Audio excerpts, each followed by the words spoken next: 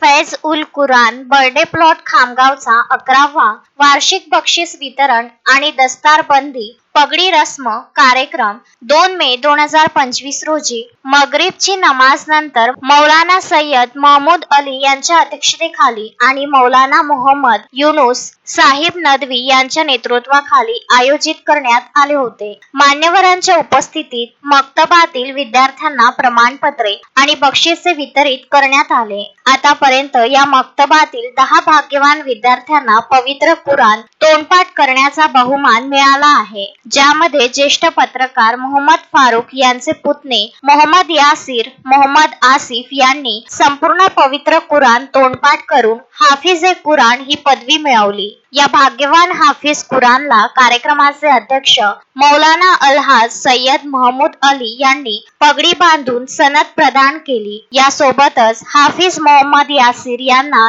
एक ड्रेस आणि खुतबाचे 2 पुस्तक भेट म्हणून देण्यात आले. यावेळी मौलवी मोहम्मद युनुस साहिब आणि इतर मौलवी हजरात व्यासपीठावर उपस्थित होते. हाफिज मोहम्मद यासिरने अभियांत्रिकीच्या अभ्यासासोबतच पवित्र कुराण तोंडपाठ करायला सुरुवात केली आणि अल्लाहची ही मोठी कृपा आहे की मोहम्मद यासिरने संपूर्ण पवित्र कुराण तोंडपाठ केले आणि आज त्याला मक्तबने दस्तारबंदी पगडी बांधून सनद प्रदान केले. मोहम्मद यासिर सिद्धिविनायक अभियांत्रिकी महाविद्यालय खामगाव येथे मेकॅनिकल इंजिनिअरिंगच्या पदवी अभ्यासक्रमाच्या अंतिम वर्षात शिकत आहे आणि त्याचबरोबर पवित्र कुराण तोंडपाठही केले आहे. हाफिज मोहम्मद यासिरने पगडी समारंभ आणि सनद स्वीकारल्याबद्दल त्यांचे मोठे पिता मोहम्मद युसुफ इब्राहिम अब्दुल सत्तार मोहम्मद फारूक मोहम्मद अयाज मोहम्मद अम्मार शोएब अहमद खान मोहम्मद फहद